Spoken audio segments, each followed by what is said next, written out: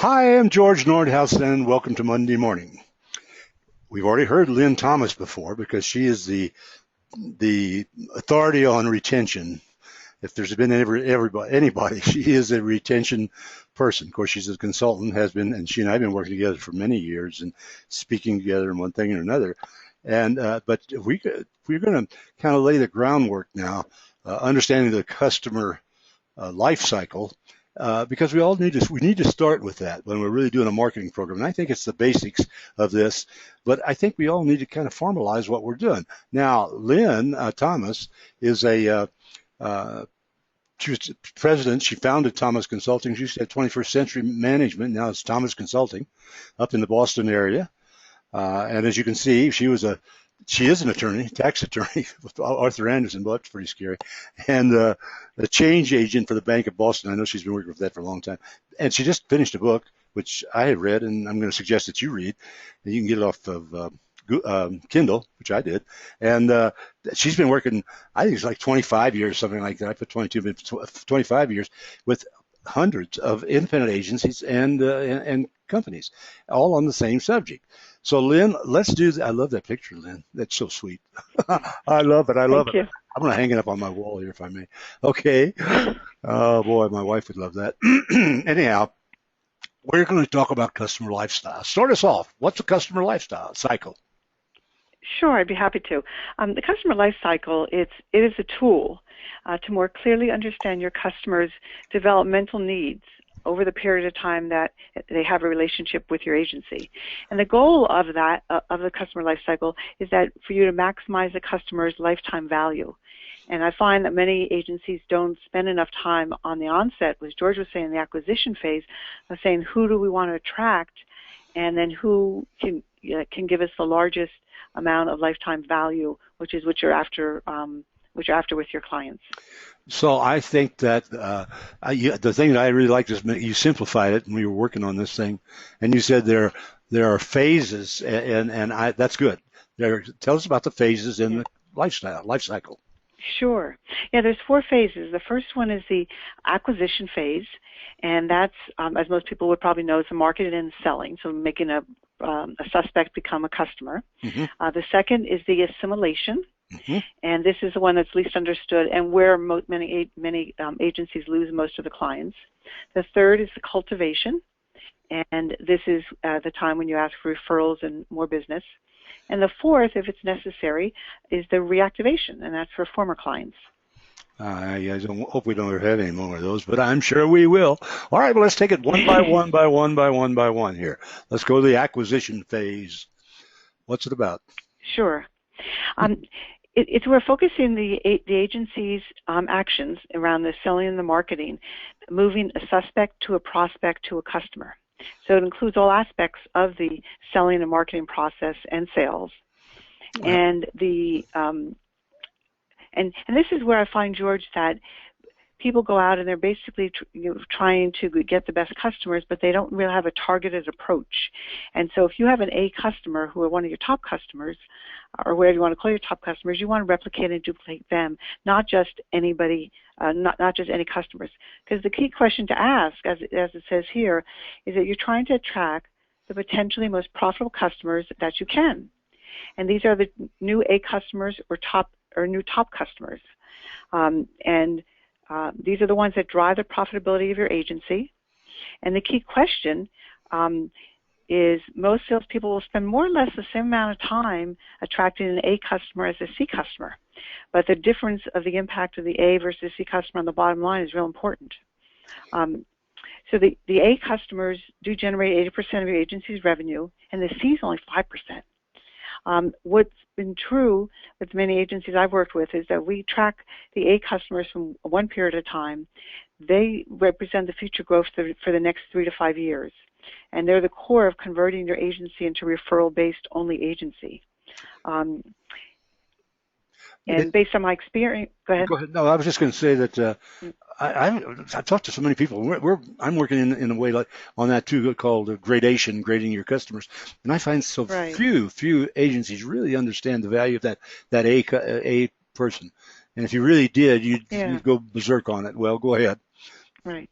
Well, no, the value of the A customer, it's the potential impact on your bottom line of losing the A customer versus the C customer is 40 times more. Oh my I mean, gosh. it's a huge, huge impact. Hmm. And based on my experience about a referral based on the agency, they're the most profitable because the mindset there more is one of a trusted advisor, and they're more like attorneys and accountants and doctors and dentists. Mm-hmm. And so they're giving advice rather than selling, which I think is the mindset for the most successful insurance agencies. Well, absolutely. Well, let's go. I moved too quickly there, but let's go to the assimilation phase. Okay. I think this is. Sure. I think this is so important. Go ahead and give us a background on what is it. What's it mean? Sure. As I said in the intro, this is where most agencies lose customers, and you need to be proactive. So we intuitively know that a brand new customer that comes into an agency is going to have a different set of needs than customers who have been with the agency or tenured customers. And people are probably nodding their heads. But do we actually treat them differently? Do we maybe have a different telephone line for them to call in? Do we recognize that they're going to have a lot of frequently asked questions? Like, what are the hours you're open to? If the website's not working, who do I call? What about a claim or I want an endorsement? So they're going to have a lot of questions. And this is where a lot of account executives spend a lot of their time answering the questions, which can be done much better using different tools to assimilate. You want to accelerate the assimilation of a customer. So, and a welcome aboard package is one strategy, and some agencies have used it brilliantly to welcome aboard the customers. And the reason you want to accelerate the assimilation phase is if you do nothing, it takes 2 to 3 years for a customer usually to assimilate. And that means that they sort of know the culture of the organization, how the agency works, who I call, who's in charge, how you process things, etc. But you can't afford to wait 2 to 3 years in this marketplace. Lynn, let me interrupt you just a second. When I was Sure. doing this in the business and in the psychology of sales and so forth, I was taught by some psychologists that there's a phrase that people need to know about, and it's called PPCD, post-purchase to satisfaction, customer satisfaction, PPCD, and it's something that we all go through. I mean, if you just bought a Ferrari, and you kind of worry about it's the right thing, but then you look on the screen and somebody's advertising a Ferrari. Oh, I feel a lot better. It's that sort of thing. It's telling people post-purchase cognitive dissonance is the actual words of it. Excuse me for screwing that up. Cool. Right. But it's a feeling that we all get that we make the right choice. And I tell you what, I have to tell you, Lynn, I'm insured by an agency here in town, but the company that I'm insured with sends out boodles and noodles and oodles of stuff that's really boring. I mean, all this basic information. I never hear from the agency. It comes from the company. Right. And but who am I to tell them? Well, I guess I could tell them, and I plan to eventually. But I love the welcome aboard package. I think that's isn't that neat. great? Yeah. Yeah, and the question I have for people is, that's really refreshing and different. And when was the last time from any business you've ever received a welcome aboard? And they usually have, and you can do them different for A's and B's. I don't suggest you send one for a C, but with the A's, maybe, as I said, there's a special number for them to call in. That's an automatic, have to answer line. And then they're rare and they're really refreshing. Another way to assimilate is writing handwritten thank you notes. It's a real big wow. And you think in this day and age where everything is typed and we receive that kind of correspondence, if it's over email or a letter every day, a handwritten thank you note is a loud statement that, I care about you. And it just says it's different. I remember there was one that I had worked with a woman at Nordstrom's, and it was actually over the I ordered something online, and before the package actually came, 2 days later, I got a handwritten thank you note from her. Oh my gosh! And it did wow me. Wow, and this is just someone over the phone. So it is being used by various organizations, and I think the ones that use it do stand out, and it does make a difference. I think so too.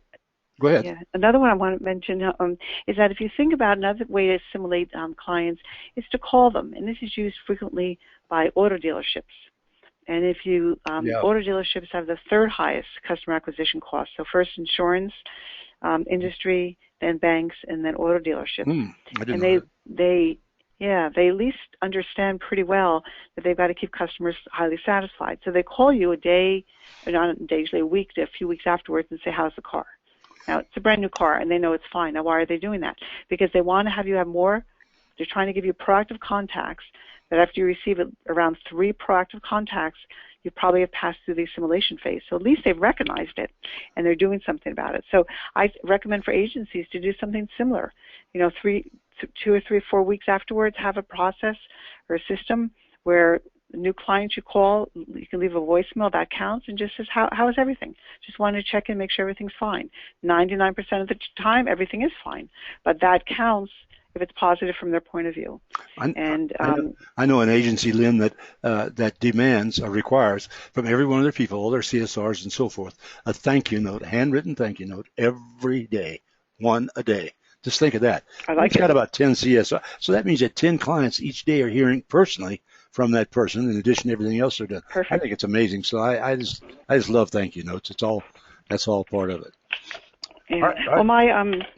Well, when I work with agencies, I give them the assignment of 5 a week, which comes out to 1 a day. But you have to write 5 thank you notes, and it could be thanking somebody if it's just for their business, that they were so patient on the phone, that they had their policy number and everything available. I mean, whatever. Thank them just for their business, or for a referral.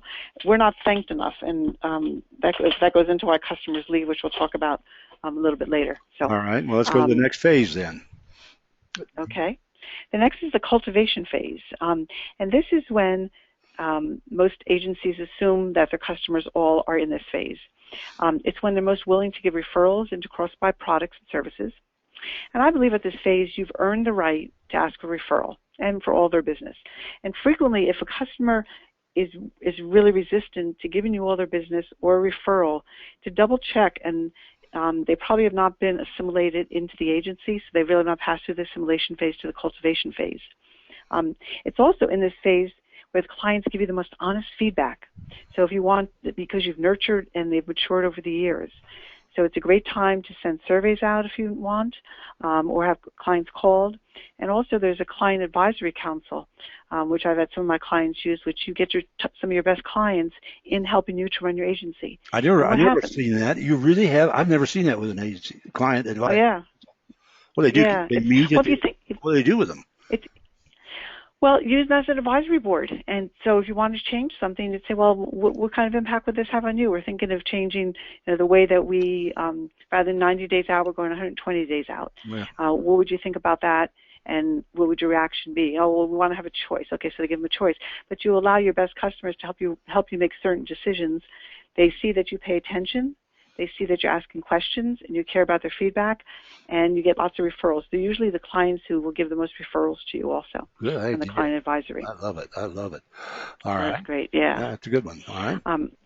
Go ahead. And it's a client advisory council, and then and delighting them. They're also more patient if you make a mistake in this phase, Mm-hmm. and that make a difference. And that's when loyalty is built, and loyalty is a precursor to retention.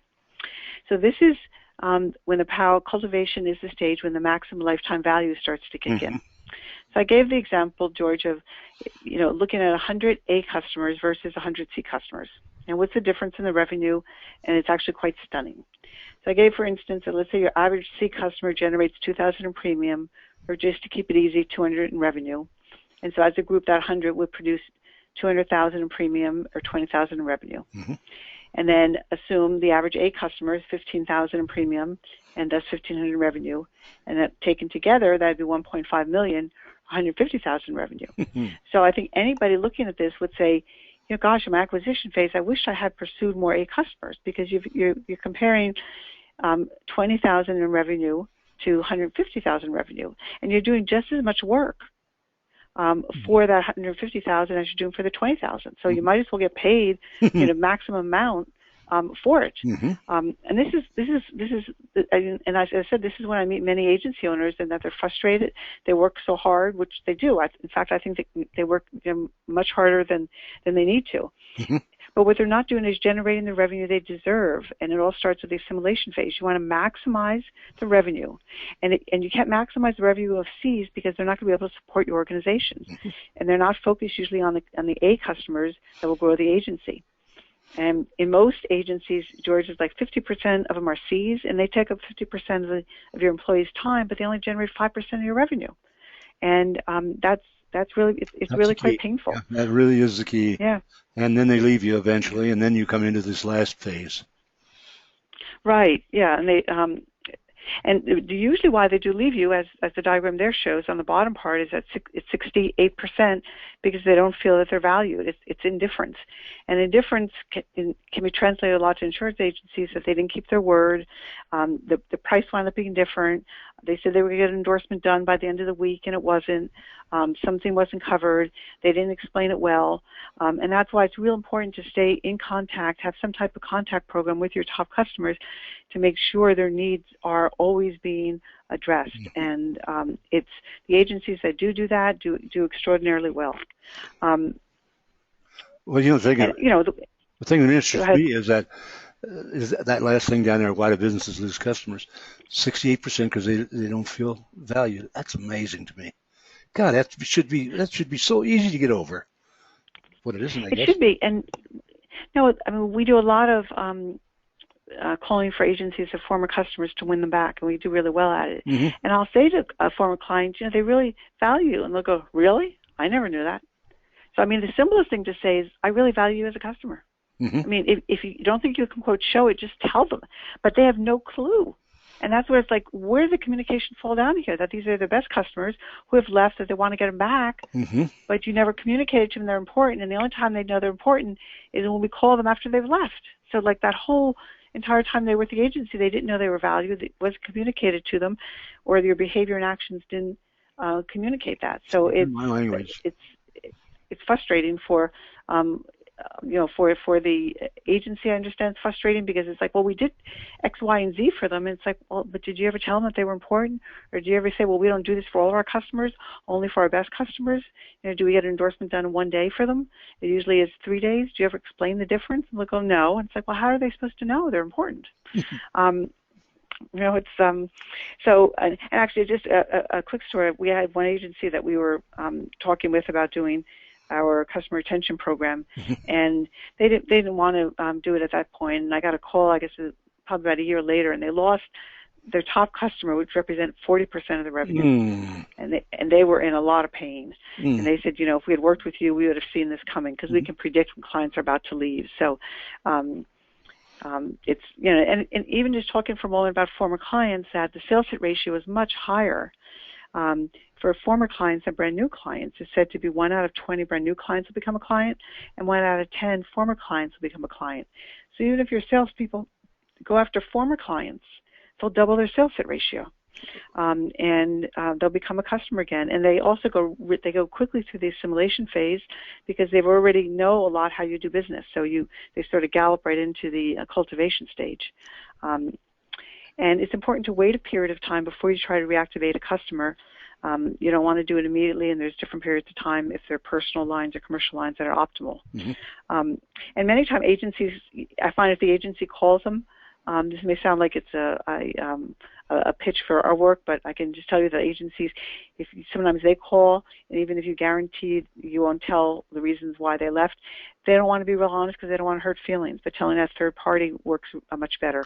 I was actually just talking with somebody who worked with a real large brokerage house, and they had, when a customer left, they waited 45 days, and then they had somebody in senior management call, and that's another strategy to do. So these are the 4 stages of customer life cycle. They're real important to understand in order to maximize the lifetime value and to keep your customers. And the 4 phases again are the acquisition, which is winning them, the assimilation, getting them into your culture.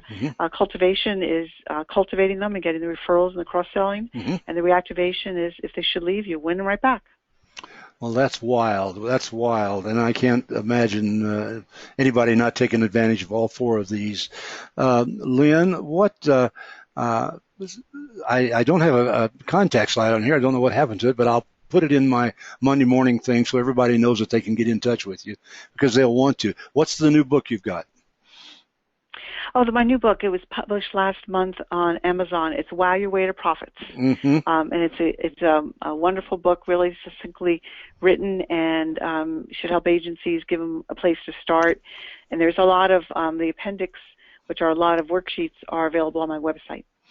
Well, that's great, and I like the book. It's very easy to read, and it doesn't take long at all, and it's like $2 or $3 on Kindle, and I liked it very much because you really, really, once again, are in retention. Well, I'll put all your contact information. How can they call you? Well, telephone is area code 781-899-4210, Mm-hmm. and my website is my name, Lynn Thomas, at Thomas Consulting, all one word, wins, WINS.com.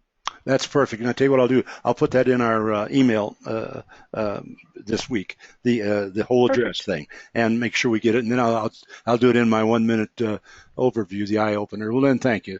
This is going to be my pleasure, George. Something. This is really. I think you and I really. We've got 4 or 5 of these planned, but it's going to be. Not anymore about the 4 phases, but we'll use the 4 phases in it. But you've got so many checklists. Sure. That's what I like. So many tools that people can actually understand their agency better. We didn't talk about any of those today, right? But we will next time, huh? Promise? You got it. All right, listen, thanks again. And my pleasure. I'll talk to the rest of you. Don't forget to go back to the quiz flash, go back to the email, get Lynn's address in there. We'll show you how to order that book if you like, and you'll like it. And then we'll talk more in the later. So, Lynn, it's fun always to be with you, and let's talk to them in another month or so. How about that? Okay? Sounds great, George. Thanks much. Bye.